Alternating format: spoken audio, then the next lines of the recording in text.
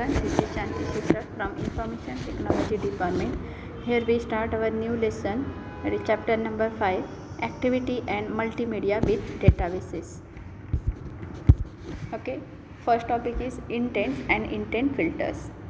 Another intent is the message that is passed between the components, such as between the activities or content providers, broadcast receivers, or between two services, etc. It is generally used with start activity method to invoke the activity or broadcast receivers, etc. The dictionary meaning of the intent is some intention or purpose, so it can be described as the intention to do some action or activity. Although intent facilitates the communication between the components in several ways, there are three fundamental use cases. One is the start an activity, another to start a service, and third is the deliver a broadcast. There are two types of intents, one is the explicit and another one is the implicit. Implicit intent means it doesn't specify the component. In such case, intent provides the information of all the available components provided by the system that is to be invoked.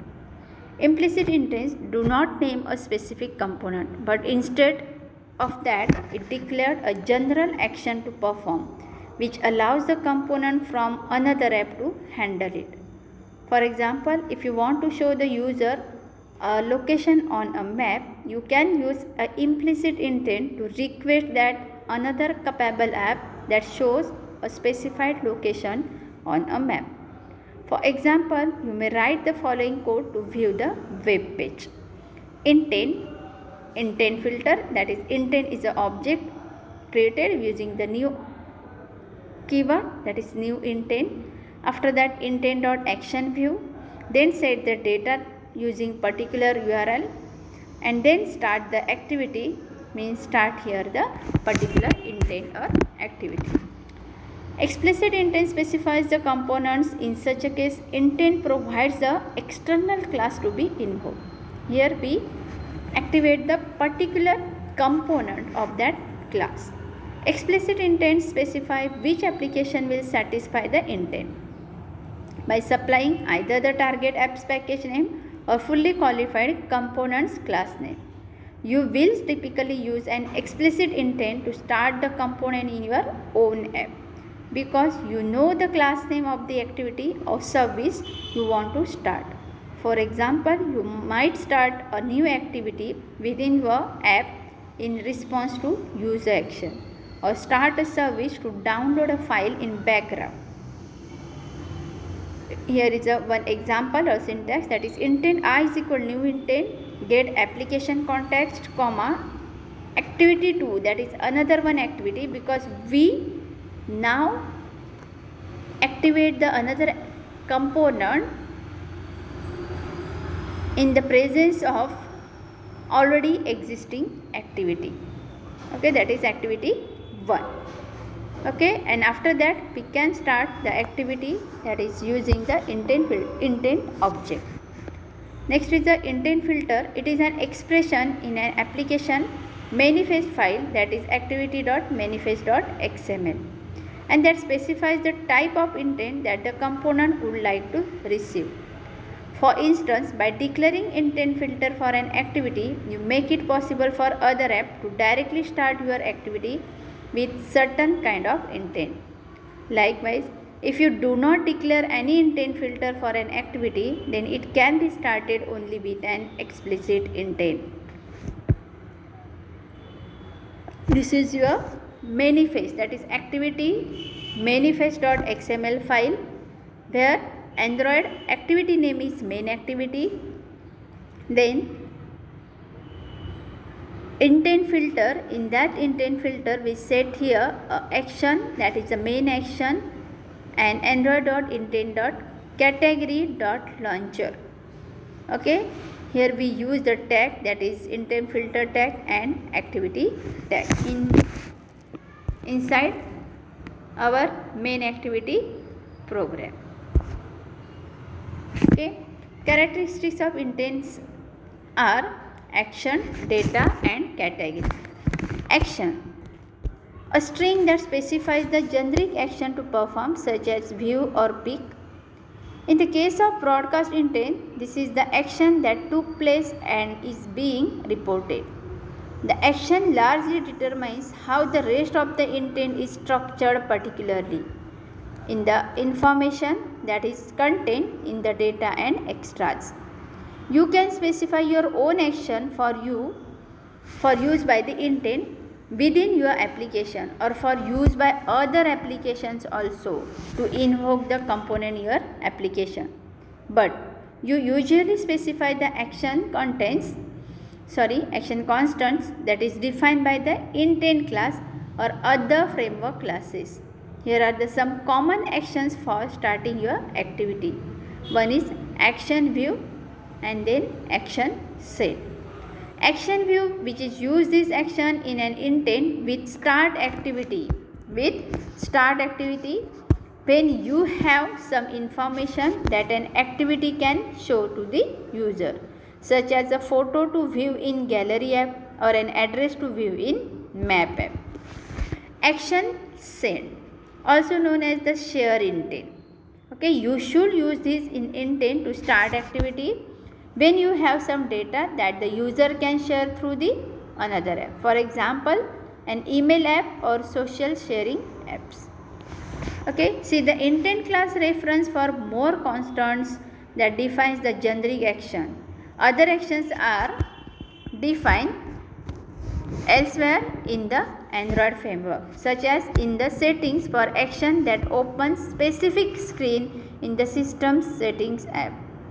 You can specify the action for an intent with set action method or with intent constructor.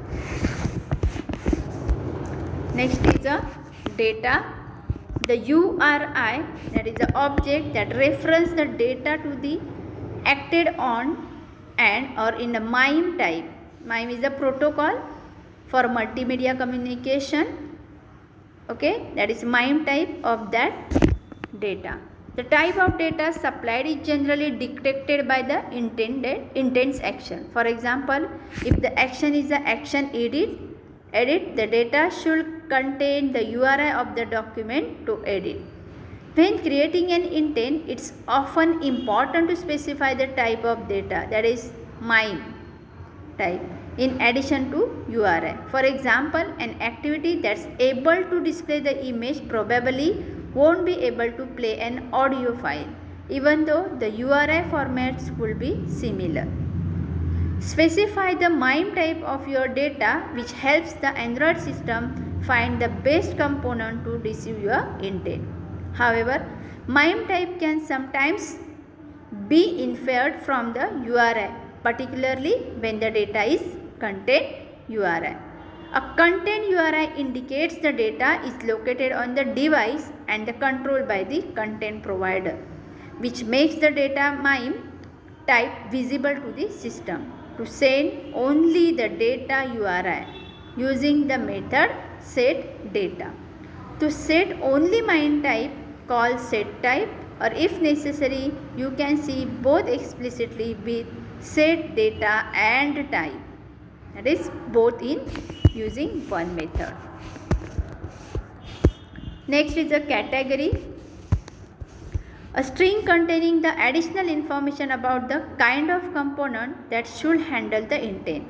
Any number of category descriptions can be placed in intent, but the most intent do not require a category.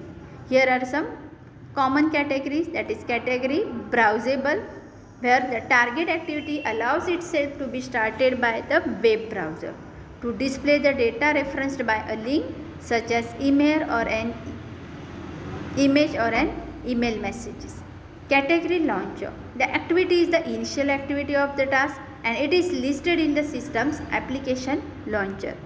See the intent class description for the list of categories. You can specify category with or using add category method. This property is listed above in the component name or action data and category, which is represented by defining the characteristics of the intent. By reading these properties, the Android system is able to resolve which app component it should start. However, an intent can carry the additional information that does not affect how it is resolved to an app component. Next point is activity lifecycle or broadcast lifecycle. Android activity is the subclass of context theme wrapper class. Activity is a single screen in Android. It is like a window or frame of Java. By the help of activity, you can place all your user interface components or widgets in a single screen. Android activity lifecycle method, that is onCreate, which is used to create an activity. OnStart called when the activity is becoming visible to the user. OnResume called when the activity will start interacting with the user. OnPause called when the activity is not visible to the user. OnStop called when activity is no longer visible to the user. OnStart restart called after your activity is stopped prior to start. On destroy called before the activity is completely destroyed. Next is a broadcast overview.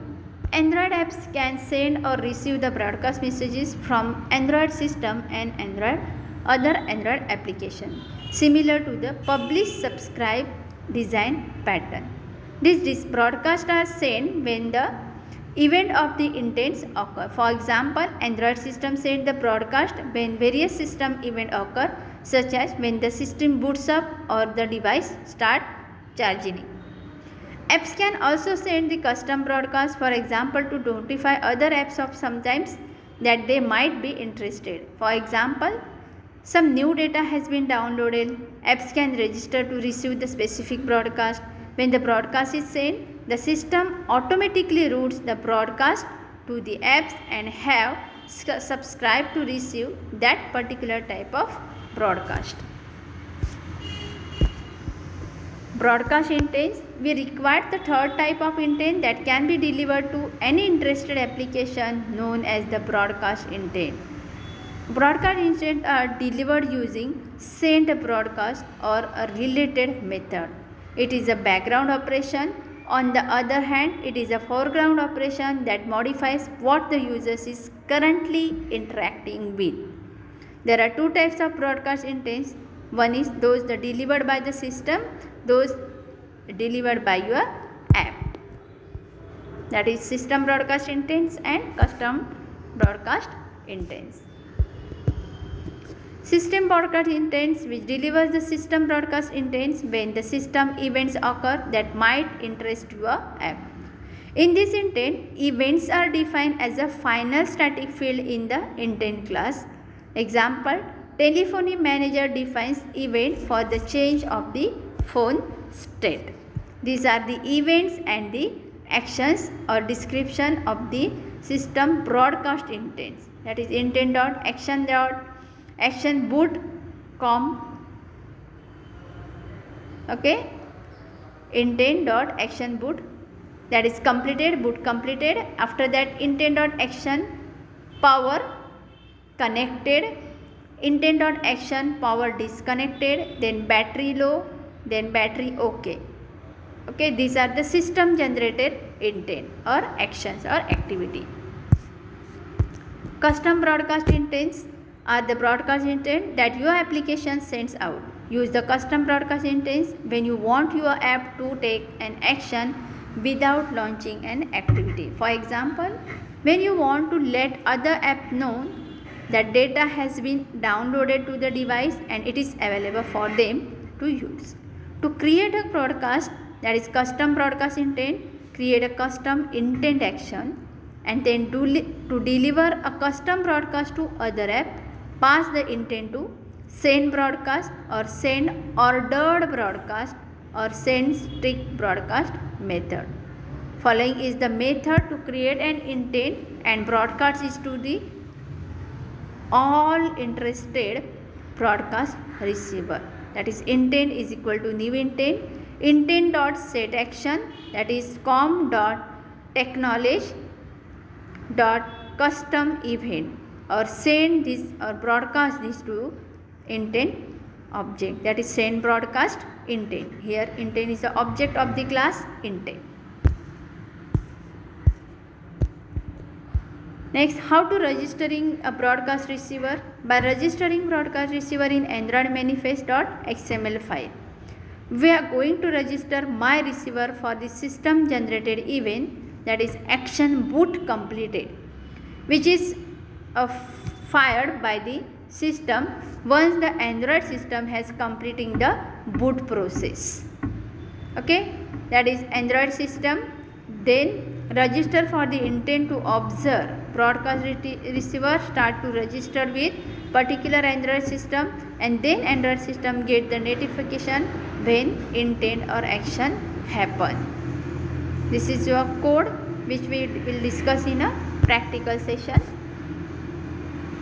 All these are the events which are happening in the your broadcast intent process, that is Android intent action, battery charged or battery low, battery okay, boot completed, then bug report, call button, date changed, okay, reboot.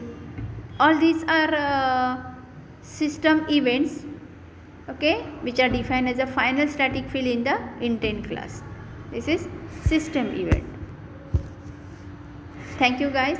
The remaining part of this lesson we will discuss in next video. Thank you.